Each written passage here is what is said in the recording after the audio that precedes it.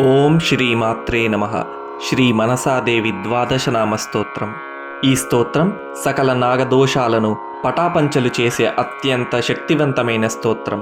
ఈ 12 నామాలను నిత్యం పూజా సమయంలో కానీ లేదా పడుకునే ముందు భక్తితో పారాయణ చేస్తే సర్పభయం తొలగిపోవడమే కాకుండా వంశంలో జరిగిన భయంకరమైనటువంటి నాగ అపచారాల వలన కలిగే దోషాలు కూడా పూర్తిగా నశిస్తాయి.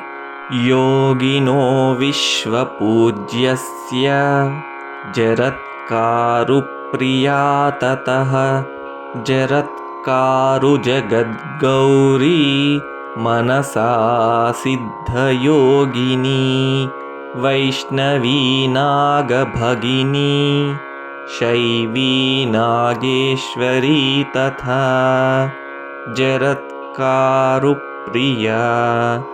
आस्तिकमाता विषहरेति च महाज्ञानयुता चैव सा देवी विश्वपूजिता 12 नामानि पूजाकाले तु यः पठेत् तस्य नागभयं नास्ति तस्य वंशोद्भवस्य च नागभीते च शयने नागग्रस्ते च मन्दिरे नागक्षते नागदुर्गे नागवेष्टितविग्रहे इदं स्तोत्रं पठित्वा तु मुच्यते नात्र संशयः नित्यं पठेत्यस्त्वं दृष्ट्वा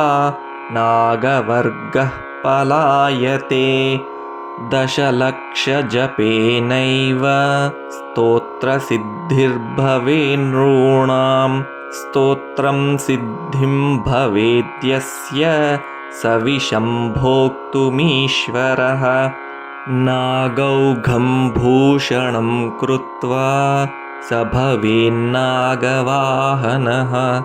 नागासनो नागतल्पो महासिद्धो भवेन्नरः इति श्रीमनसादेवी द्वादशनामस्तोत्रं सम्पूर्णम्।